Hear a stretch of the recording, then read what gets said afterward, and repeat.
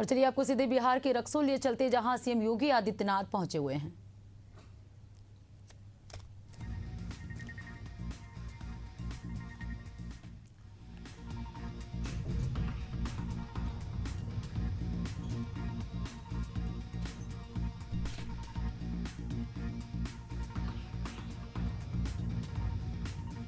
तो बिहार के रक्सौल से ये तस्वीर आप देख रहे हैं, जहां सीएम योगी आदित्यनाथ चुनावी जनसभा को संबोधित करने पहुंचे हुए हैं। तो रक्सौल से ये तस्वीर आपको दिखा रहे हैं, जहां उत्तर प्रदेश के सीएम योगी आदित्यनाथ चुनावी जनसभा को संबोधित कर रहे हैं।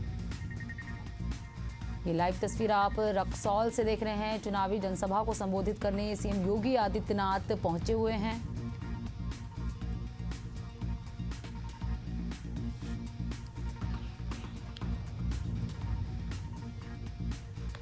तो 11 नवंबर को दूसरे चरण के मतदान होने हैं।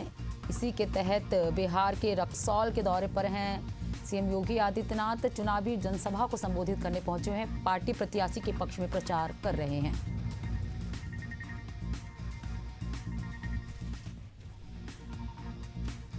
तो पार्टी प्रत्याशी के पक्ष में समर्थन के लिए यहां पर चुनावी जनसभा को संबोधित कर रहे हैं। बिहार के रक्सौल पहुंचे हुए हैं सीएम योगी आदित्यनाथ। चुनावी जनसभा को संबोधित कर रहे हैं।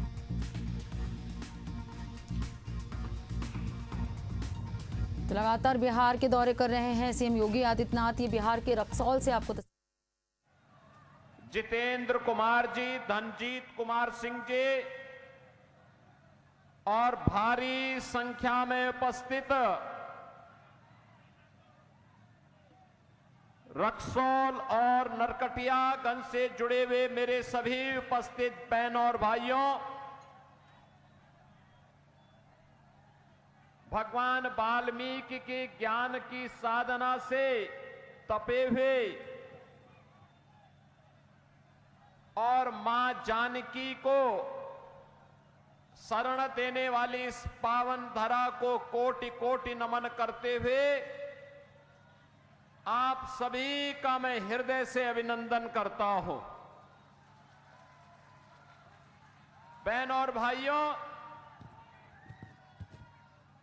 आज भारत के राष्ट्रगीत वंदे मातरम के 150 वर्ष पूर्ण हुए हैं। वंदे मातरम पिछले 150 वर्षों से भारतीय चेतना को जागरूक करने का एक मंत्र बना है, जिस गीत को गा करके भारत का नौजवान ब्रिटिश हुकूमत की चूलों को हिलाते हुए भारत को स्वाधीन करने में सफल हुआ। ऐसे वंदे मातरम के अमर रचयिता बंकिम चंद्र चट्टोपाध्याय की स्मृति को नमन करते हुए आप सभी बिहार वासियों को मैं हृदय से बधाई देता हूं। बहनों और भाइयों, कल बिहार के अंदर बिहार को नए और समृद्ध बिहार बनाने के लिए प्रधानमंत्री मोदी जी के मार्गदर्शन और नीतीश बाबू के नेतृत्व में एनडीए के द्वारा लड़े जा रहे चुनाव में पहले चरण का मतदान हुआ है। 121 विधानसभा क्षेत्रों में चुनाव हुए और रुझान बताता है कि माताओं और बहनों ने झांक करके भारतीय जनता पार्टी और एनडीए के प्रत्याशियों के पक्ष में मतदान किया। हर अन्नदाता किसान, हर नौजवान, हर श्रमिक, हर व्यापारी सुशासन की सुदृढ़ नींव में समृद्ध बिहार बनाने के मोदी जी के संकल्प के साथ नीतीश बाबू के नेतृत्व में इस चुनाव में फिर उठ खड़ा हुआ है। और इस अवसर पर मैं आप सबसे यही अपील करने के लिए आया हूं कि रक्सौल और नरकटिया के मतदाताओं को भी चाहिए कि हमें फिर से जंगल राज बिहार के अंदर वापस नहीं आने देना है। बिहार के अंदर जंगल राज नहीं आने देना है। सुशासन की सुदृढ़ नींव पर एक समृद्ध बिहार बनाना है। और ये समृद्ध बिहार तभी बनेगा जब मोदी जी का मार्गदर्शन हो और नीतीश बाबू का नेतृत्व हो।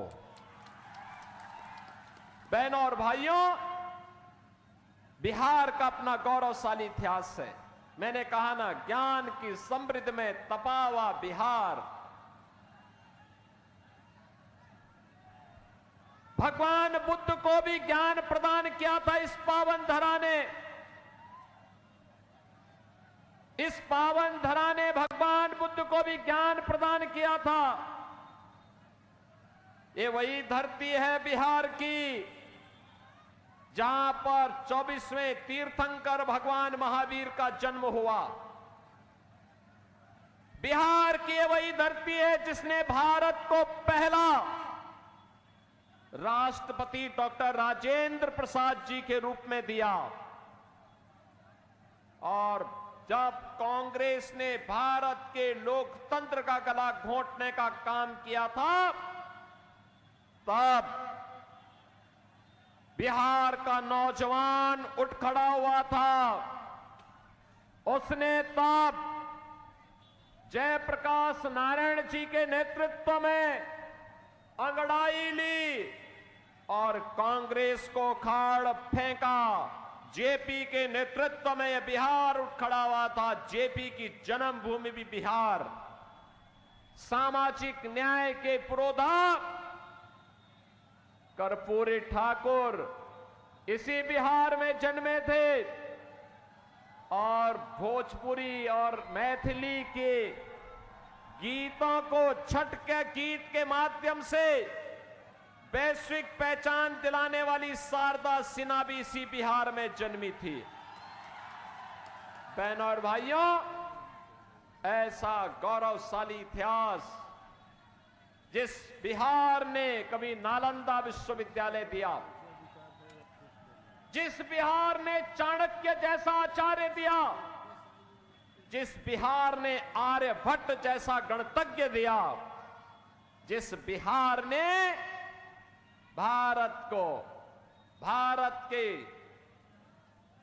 स्वर्ण युग में ले जाने का कार्य किया था, वह बिहार किन लोगों के कारण अपनी पहचान के लिए मोहताज हुआ था?